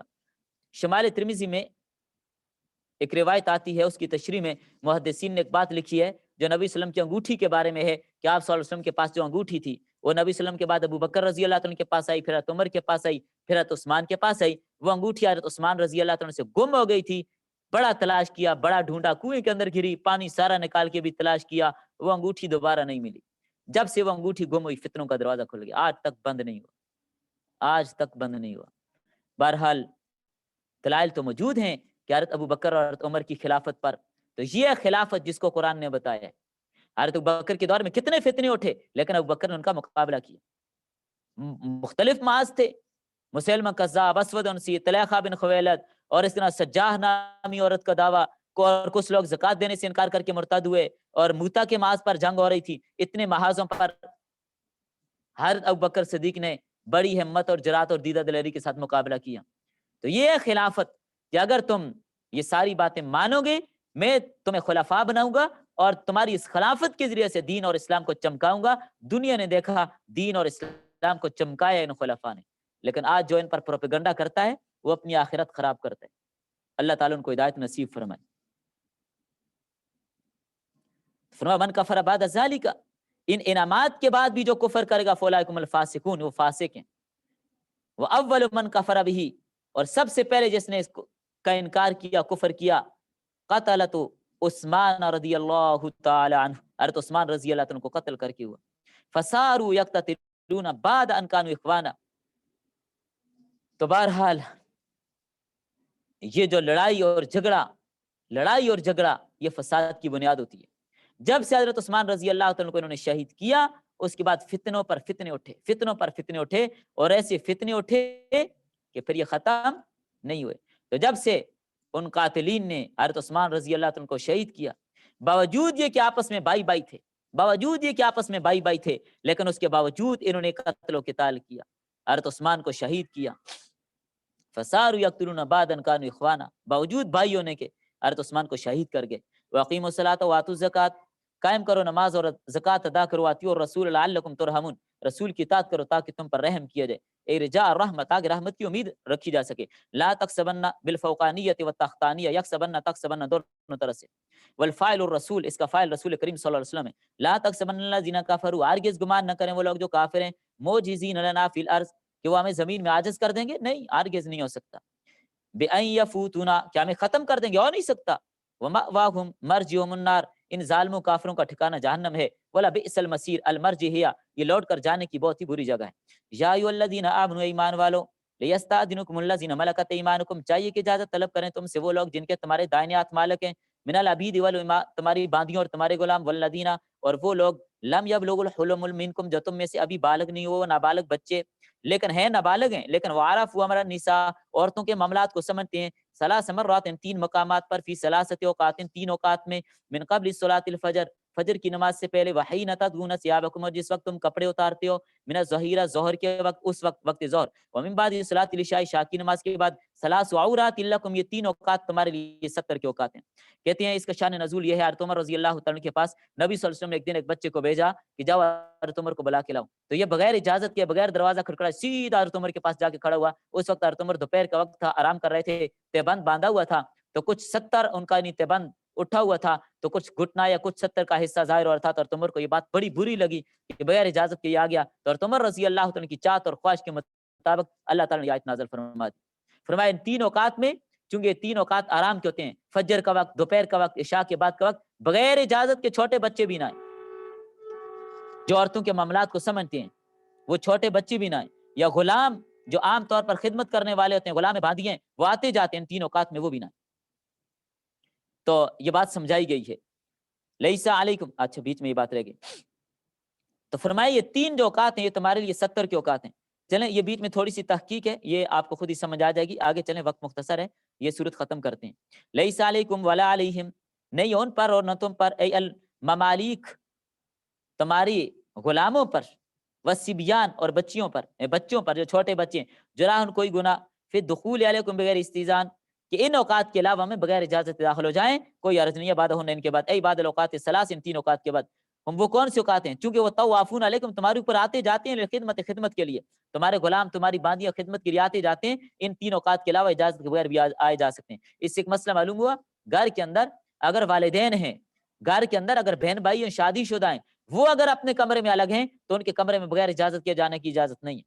بعض حکم طوائف الاباس، بعض تمہارے بعض پر چکر لگاتے ہیں، آنا جانا ہوتے ہیں. والجملۃ مؤکد لما قبل، پہلے جملے کی تاکید کے لیے. کذالک، اسی طرح، کما بینا، جیسے کہ اللہ تعالیٰ نے اس بات کو بیان کیا مردوں کے لیے ایسی عورتوں کے لیے بھی ہے. یبین اللہ لکم الآیات، اللہ تعالیٰ بیان کرتے اپنی نشانیوں کے لیے. یا الاحکام، اپنی آیات کو، اپنی نشانیوں کو تمہارے لیے بیان کرتے ہیں. واللہ علیم، اللہ تعالیٰ جاننے والا بامور خلقی، مخلوق کی باتوں کو، مخلوق کے معاملات کو. حکیم، اللہ تعالیٰ حکمت کے ساتھ تدبیر کرنے والا ہے. بما دبرہ لہم، جو اللہ تعالیٰ تدبیر کرتا ہے، جو نظام چلاتا ہے، اللہ تعالیٰ اس کو جاننے والا ہے. آیت الاستئذان، اور کہا جاتا ہے کہ آیت استئذان قیل منسوحۃ، یا منسوخ ہے کہ بغیر اجازت کی بھی آ سکتے ہیں. وکیلا، اور بعض نے یہ کہا لا ولکن تہاون الناس فی ترک الاستئذان، یہ لوگوں کی کوتاہی کی وجہ سے، چونکہ لوگوں نے اس میں کوتاہی کر دی، اس وجہ سے وہ اجازت مانگتے نہیں ہیں، لیکن منسوخ نہیں ہے، ابھی بھی ان کو چاہیے کہ اجازت مانگ کے جائیں. وَإِذَا بَلَغَ الْأَطْفَالُ مِنْكُمْ، اور جب پہنچ جائیں تمہارے بچے بلوغت کو.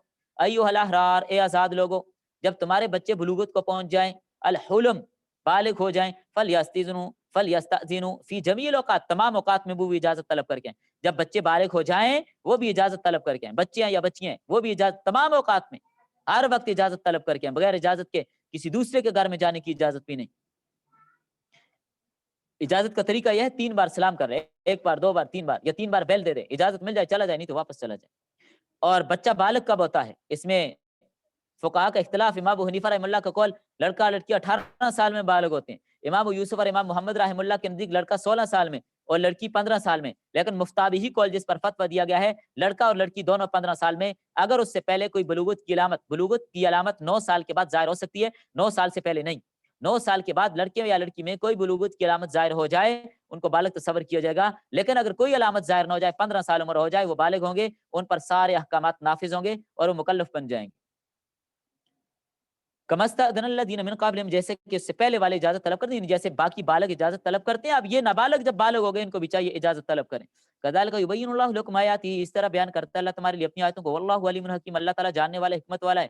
والقواعد من النساء، اور تمہاری وہ عورتیں جو بیٹھنے والی ہیں، مانا قاعد عن الحیض، یعنی حیض سے محروم ہو چکی بیٹھ کے، یعنی ان کی عمر زیادہ ہو گئی، اب ان کو حیض نہیں آتا، بوڑھی ہو چکی. والولدی لکبرہن، اور اب ان کے بچے نہیں ہوتے بڑھاپے کی وجہ سے، بہت بوڑھی ہو گئی ہیں. اللہ تعالیٰ جنہوں نے کہا جو نکاح کی امید نہیں رکھتی، لذالک اس وجہ سے فلیس علیہن جناح، ان پر کوئی گناہ نہیں ہے، ان یضعن ثیابہن، کہ وہ کپڑے رکھتے ہیں. اس سے مراد کہ زائد کپڑے، من الجلباب، بڑی چادر، برقع، ردا چادر، والقنا فوق الحمار، یا دوپٹے کے اوپر جو سر وغیرہ باندھنے کے لیے، پردے کے لیے جو چیز استعمال کی جاتی ہے اس کو چھوڑ دیں، یعنی نقاب وغیرہ نہ کریں جن کی عمر بہت زیادہ ہو گئی ہے، تو اس میں کوئی حرج کی بات نہیں ہے. ہاں غیر متبرجات، وہ ظاہر کرنے والی نہ ہو، مسیرات، ظاہر کرنے والی نہ ہو، بزینت، زینت کو، جو خفیہ زینت ہے، کا قلادتین و سوارن والخلخال، قلادہ ہار، گلے کے اندر جو ہار ہے وہ نظر نہیں آنا چاہیے، کنگن وغیرہ پہنے وہ نظر غیر محرم کو نہیں آنے چاہیے، پائے زیب وغیرہ پہنی ہو وہ نظر نہیں آنی چاہیے. لیکن پھر بھی اس کے باوجود بھی اگر وہ نقاب کریں تو یہ ان کے لیے بہتر ہے. وَأَن يَسْتَعْفِفْنَ بِأَلَّا يَضَعْنَهَا، اور اگر وہ کیا کریں، عفاف طلب کریں، کیا مطلب، پاکیزگی، طہارت، تب پھر بھی پردہ کریں، ظاہر نہ کریں، خیر اللہ، یہ ان کے لیے زیادہ بہتر ہے. یعنی پھر بھی بڑی اوڑھنی نہ چھوڑیں، بڑھاپے کے باوجود 60-70 سال عمر ہو گئی ہے، پھر بھی اس بڑھاپے کے باوجود بھی نقاب نہیں چھوڑتی، برقع لیتی ہیں، تو یہ زیادہ بہتر ہے. واللہ سمیع لقولکم، اللہ تعالیٰ سننے والا ہے تمہاری باتوں کو، علیم جاننے والا بما فی قلوبکم، جو تمہارے دلوں میں. لیس علی الاعمى حرج، کوئی حرج نہیں ہے اندھے پر، ولا علی الاعرج، کوئی حرج نہیں ہے لنگڑے پر حرج، کوئی ولا علی المریض حرج، بیمار پر کوئی حرج نہیں، ولا علی المریض حرج فی مواکلہ مقابلہم، چونکہ یہ کھانے پینے کے لیے بیمار لوگ آتے جاتے ہیں، ان پر کوئی حرج نہیں ہے، مجبور ہیں. ولا حرج علی انفسکم، تمہارے اپنے اوپر بھی کوئی حرج نہیں، ان تاکلوا من بیوتکم، اپنے گھروں سے کھاؤ، اے بیوت اولادکم، یعنی اپنے اولاد کے گھر سے. ایک آدمی کے بیٹے کا گھر ہے، اس کے گھر سے جا کر اس کے پوچھے بغیر کھا سکتا ہے کہ نہیں کھا سکتا؟ کھا سکتے ہیں. یا کوئی لنگڑا ہے، اندھ ہے، تو زمانے قدیم میں ان کے لیے مطلقاً اجازت ہوتی تھی، لیکن ماحول کے مطابق ہوگا. آج کل ایسے لوگوں کو اپنے گھر میں آ کر کھانے کی اجازت ہوتی ہے کہ آپ، کوئی لنگڑا ہے، لولا ہے، اندھا ہے، نابینا ہے، بیمار ہے، وہ جس کے گھر میں داخل ہو جائے، کچن میں جائے اور کھا پی لے. آج کل اجازت ہے اس کی؟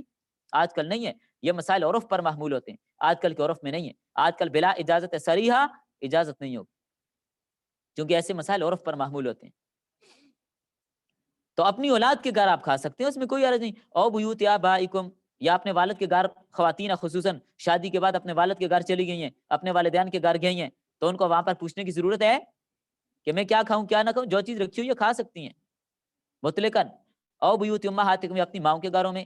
او بیوت اخوانکم، یا اپنے بھائیوں کے گھروں میں. او بیوت اخواتکم، یا اپنی بہنوں کے گھروں میں. او بیوت امامکم، اپنے چچاؤں کے گھروں میں. او بیوت اماتکم، پھوپھیوں کے گھروں میں. او بیوت اخوالکم، اپنے ماموں کے گھر میں.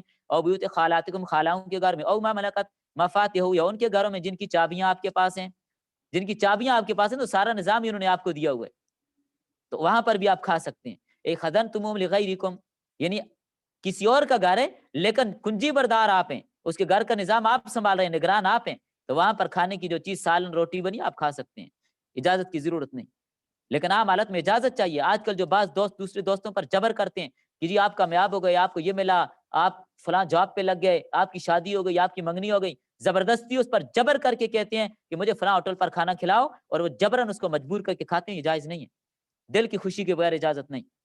دل کی خوشی سے کھلائے تو الگ بات ہے. او صدیقکم، یا تمہارے دوست، وہ من صدقکم فی موادۃ المانع یجوز الاکل، یعنی جن کے ساتھ تمہاری بے تکلفی، ایسے دوست ہیں تمہارے محبت میں بہت زیادہ آگے نکل چکے ہیں، تو ان کے گھروں میں اگر آپ چلے جائیں اور ان کے گھر میں اگر کوئی چیز وہ پیش کرتے ہیں یا رکھی ہوئی ہے تو آپ کھا سکتے ہیں، لیکن یہ بھی عرف پر محمول ہے. من بیوتی من ذکر، جن کے گھروں کے اوپر تذکرہ کیا گیا. وَإِن لَمْ يَكْثُرُوا أَيْ إِذَا عُلِمَ رِضَاؤُهُمْ بِهِ، لیکن اگر آپ کو تب کھا سکتے ہیں جب آپ کو ان کی رضا کا علم ہے کہ ہم اگر کھائیں گے تو کوئی برا نہیں منائیں گے، تب کھا سکتے ہیں. لیکن آپ کو معلوم ہے اگر آپ نے بلا اجازت کھایا تو برا منائیں گے، پھر کھانے کی اجازت جی. یہ چگا چگی نہیں ہونی چاہیے. بعض لوگوں کی عادت ہوتی ہے، کہیں سے گزر رہے ہیں، بازار سے گزر رہے ہیں، سڑک سے گزر رہے ہیں، سائڈوں پر ریڑی والے نے کوئی چیز لگائی ہے، اٹھا کے کھا لی. مونگ پھلی لگی ہے، دانے لگے ہیں، کچھ اٹھا کے کھا لیتی ہیں. ناجائز ہے، حرام ہے. کس سے اجازت مانگی ہے؟ تو ان چیزوں کا لحاظ بالکل نہیں رکھا جاتا. لیس علیکم جناح ان تاکلوا جميعا، کوئی گناہ نہیں ہے تمہارے اوپر تم اکٹھے کھاؤ، مجتمعین اکٹھے. او اشتاتا، الگ الگ کھاؤ، متفرقین الگ ہو کے کھاؤ. جمع شتن نزل فی من، یہ ان لوگوں کے بارے میں نازل ہوئی تہارا جنہوں نے حرج محسوس کیا یا کل وحدہ اکیلا کھانے میں، وَإِذَا لَمْ يَجِدْ، اور اگر کسی کو نہ پاتے، جب کوئی آدمی کھانے کے لیے ساتھ نہ ملتا تو کھاتے بھی نہیں تھے، یترک الاکل، کھانا ہی چھوڑ دیتے، ان کے بارے میں نازل ہوئی کہ کوئی عرض نہیں ہے، بھوک ہڑتال نہ کرو، اگر کوئی مہمان آ گیا کھانے کے لیے، کوئی دوست احباب آ گئے تو ٹھیک ہے مل کے کھا لو، لیکن اگر کوئی نہیں ملا تو اس کا یہ مطلب نہیں کہ آپ بھوکے رہو، اکیلے کھا لو، کوئی عرض اس میں نہیں ہے۔ فَإِذَا دَخَلْتُمْ بُيُوتًا، اگر تم داخل ہو ایسے گھر میں، لا اہل فیہ، تمہارے گھر ہیں لیکن گھر کے اندر رہنے والا کوئی بھی خالی گھر ہے اور گھر میں کوئی نہیں، آپ اپنے گھر میں آئے، فَسَلِّمُوا عَلَىٰ أَنفُسِكُمْ، اپنے آپ پر سلام کر لو، گھر میں اور لوگ موجود ہیں پھر تو ان کو سلام کرنا، السلام علیکم ورحمۃ اللہ، لیکن گھر میں کوئی موجود نہیں تو اپنے آپ کو سلام کر لو، قُولُوا السلام علینا وعلی عباد اللہ الصالحین، یوں کہہ دو ہماری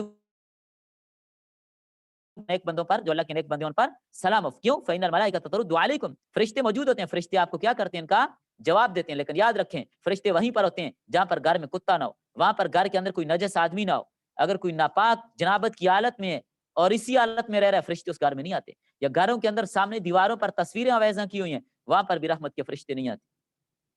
تحیتاً، یہ سلام ہے، یہ مصدر حیا کا، من عند اللہ، اللہ تعالیٰ کی طرف سے، مبارکتاً طیبتاً، ایک مبارک کلمہ ہے، مصاب علیہ، اس پر اللہ تعالیٰ آپ کو اجر دے گا، کذالک، اس طرح، یبین اللہ لکم الآیات، اللہ تعالیٰ بیان کرتے ہیں تمہارے لیے اپنی آیتوں کو، یفصل لکم معالم دینکم، صاف طور پر واضح طور پر اللہ تعالیٰ تمہیں دین کی تعلیم دے رہے، لعلکم تعقلون، تاکہ تم جان لو، لکی، کیوں؟ اس لیے، لکی تفہموا ذالک، تاکہ تم ان چیزوں کو اچھی طرح سے سمجھ لو۔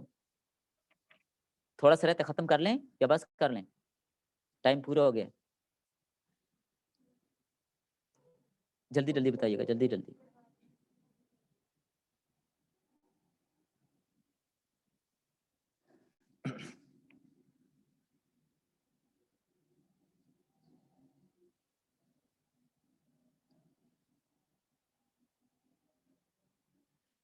جی بس 5-7 منٹ میں انشاءاللہ ہو جاتا ہے، جی پڑھ لیتے ہیں، ٹھیک ہے، جزاک اللہ۔ انما المؤمنون الذین آمنوا باللہ ورسولہ واذا کانوا معہ، بے شک وہ لوگ جو ایمان لائے، انما المؤمنون، بے شک ایمان والے وہ ہیں، الذین آمنوا باللہ ورسولہ، جو ایمان لائے اللہ اور اس کے رسول پر، واذا کانوا معہ، اے الرسول، جب وہ رسول کے ساتھ ہوتے ہیں، علی امر جامع، کسی بڑے معاملے میں، بڑے کام میں، کا خطبۃ الجمعہ، جیسے جمعے کا خطبہ، جہاد کا موقع، کسی اور بڑے معاملے میں، اہل ایمان نبی صلی اللہ علیہ وسلم کے ساتھ ہوتے ہیں، لم یذهبوا، آپ کو چھوڑ کر نہیں جاتے، آپ کی اجازت کے بغیر وہاں سے بھاگنے والی بات نہیں کرتے، لعروض عذر لہم، بغیر کسی عذر کے وہاں سے کھسکنے کی کوشش نہیں کرتے، جاتے نہیں ہیں وہاں سے، حتی یستاذنوا، جب تک کہ اللہ کے نبی سے اجازت نہ طلب کریں، ایمان والوں کی تو یہ شان ہے، لیکن ان الذین، بے شک وہ لوگ، یستاذنون کا، جو آپ سے اجازت طلب کرتے ہیں، اولئک الذین یؤمنون باللہ ورسولہ، یہی لوگ جو اللہ اور اس کے رسول پر ایمان رکھتے ہیں، فاذا استاذنوک، جب یہ آپ سے اجازت طلب کریں، لبعض شانہم، اپنے بعض کاموں میں، امرہم، بعض امور میں، فاذن لہم، فاذن، تو آپ اجازت دے دیجئے، لمن شئت منہم، ان میں سے جس کو چاہیں، بالانصراف جانے کی، جس کو چاہیں آپ اجازت دے دیں، جو آپ سے اجازت طلب کرتے ہیں اہل ایمان، اور ساتھ وَاسْتَغْفِرْ لَهُمُ اللَّهُ، اللہ تعالیٰ سے ان کے لیے بخشش بھی طلب کیجئے، ان اللہ غفور رحیم، بے شک اللہ معاف کرنے والا اور رحم کرنے والا ہے، لا تجعلوا دعاء الرسول بینکم کدعاء بعضکم بعضا، لا تجعلوا، لا تجعلوا، کیا کرو؟ تم نہ پکارو، دعاء الرسول، رسول کو پکارنا، بینکم کدعاء بعضکم بعضا، جس طرح آپس میں ایک دوسرے کو پکارتے ہو، جس طرح آپس میں ایک دوسرے کو آوازیں دے کر پکارتے ہو، رسول کو اس طرح نہ پکارو، یہ غلط روش اور غلط طریقہ ہے، رسول کریم صلی اللہ علیہ وسلم کو اس طرح، اس انداز سے پکارنے کی تمہیں ہرگز اجازت نہیں، جس طرح آپس میں تم ایک دوسرے کو پکارتے ہو، یہ غلط طریقہ ہے، بالکل غلط طریقہ ہے، اس طرح رسول کو مت پکارو، کیا مطلب؟ بیان تقولوا یا محمد، کہ تم یوں کہو محمد، بل قولوا یا نبی اللہ، بلکہ یوں کہو اے اللہ کے نبی، اے اللہ کے رسول، فیلین، نرمی کے ساتھ، وتواضع، عاجزی کے ساتھ، وحفظ صوت، اور اپنی آواز کو پست رکھتے ہوئے، اسی لیے آپ نے سورۃ الحجرات کے شروع میں پڑھ لیا ہوگا، یا ایھا الذین آمنوا لا ترفعوا اصواتکم فوق صوت النبی، اے ایمان والو، نبی کی آواز سے اپنی آوازوں کو بلند نہ کرو، اگر یہ کرو گے تو پھر کیا ہوگا؟ تمہارے اعمال ضائع ہو جائیں گے، اس لیے آہستہ آواز سے نبی صلی اللہ تعالی علیہ وسلم کی شان اور عظمت اور تقدس کا خیال رکھتے ہوئے پیار و محبت سے پکاریے، نام لے کر نہ پکاریے، قد یعلم اللہ الذین یتسللون منکم لواذا، اللہ تعالیٰ جانتے ہیں ان لوگوں کو بھی جو اچانک آہستہ سے کھسک جاتے ہیں، یعنی بغیر اجازت کے، اجازت طلب نہیں کرتے، اللہ کے رسول کو بتاتے نہیں ہیں، آڑ بنا کر، بیچ میں کسی کو کیا کرتے ہیں؟ آڑ بنا لیتے ہیں. آڑ سے مراد کسی ستون کے پیچھے سے ہو کے چھپ کے نکل جاتے ہیں, یا آگے کوئی مسلمان بیٹھے ہیں, کوئی ایمان والے بیٹھے ہیں, تو ان کے پیچھے سے ہو کے آہستہ سے نکل جاتے ہیں, کھسک جاتے ہیں, تاکہ کسی کو پتہ نہ چل سکے کہ ہم باہر نکل گئے. یہ انداز ہے ان کا. یا دیکھا کہ نبی صلی اللہ علیہ وسلم دوسری طرف دیکھ رہے ہیں, اٹھ کے بھاگ جاتے ہیں. یہ ساری منافقین کی عادتیں بتائی گئی ہیں. یہ ساری منافقین کی عادتیں بتائی گئی ہیں کہ ان کا طریقہ کار یہ ہے. ذرا سا دیکھتے ہیں کہ اللہ کے رسول کا دھیان دوسری طرف ہے, اللہ کے رسول کی توجہ دوسری طرف ہے, تو یہ کیا کرتے ہیں؟ یتسللون منکم, جو کھسک جاتے ہیں تم سے, لوازن, آڑ بنا کر, تاکہ اچانک کوئی دیکھے نہ, آہستہ سے چپ کر کے سائڈ پہ ہو جاتے ہیں. یخرجون من المسجد, مسجد سے نکل جاتے ہیں, پھر خطبہ کے دوران آپ واعظ و نصیحت کر رہے ہیں, نکل جاتے ہیں, من غیر استئذان, بغیر اجازت کے, خفیتاً, چھپ کر, مستترین بشیء, اور چھپ کر کسی چیز پر, کسی ستون کے پیچھے چھپ کر, آگے کپڑا کر کے, کسی صحابی کے پیچھے ہو کے, آہستہ سے نیچے ہو کے, سر کر کے باہر نکل جاتے. وقت تحقیق کے لیے, فلیحذر الذین یخالفون عن امرہ, پس چاہیے کہ ڈریں وہ لوگ, فلیحذر الذین یخالفون عن امرہ, جو اس حکم کی مخالفت کرتے ہیں, اللہ سے اور اس کے رسول سے ڈریں. ان تصیبہم فتنۃ, کہ ان پر کوئی آزمائش نہ آ جائے, اور یصیبہم عذاب علیم, یا ان پر آخرت میں دردناک عذاب آ جائے. اس بات سے ڈریں, اللہ کے رسول سے بانے بنا کر چھپ کے نہ بھاگیں.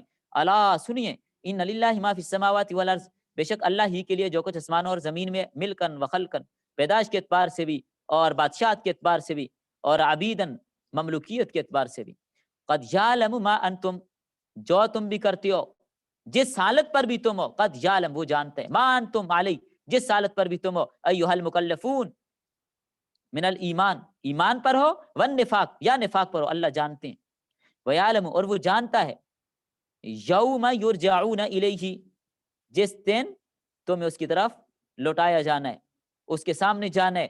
فی التفات عن الخطاب, اس کے اندر خطاب ہے غیبوبت سے التفات ہے اس میں. وہ دن کب ہوگا؟ ای متی یکون, جب وہ ہوگا پھر تمہیں بتائے گا. فینبئہم فیہ, اس میں تمہیں خبر دے گا, بما عملوا, تمہارے اعمال کی, من الخیر والشر, اچھے اعمال کیے یا برے اعمال کیے, خیر والے تھے شر والے تھے, تمہیں اس کی خبر دے گا. واللہ بکل شیء, اللہ ہر چیز, واللہ, بے شک اللہ, واللہ, اور اللہ, بکل شیء, ہر چیز کو علیم, جاننے والا ہے, من اعمالہم وغیرہا, ان کے اعمال وغیرہ, جو بھی چیزیں, اللہ تعالیٰ سے کوئی چیز پوشیدہ نہیں ہے, اللہ تعالیٰ اس کو جاننے والا ہے. چلیں الحمدللہ, یہ بھی ہو گئی.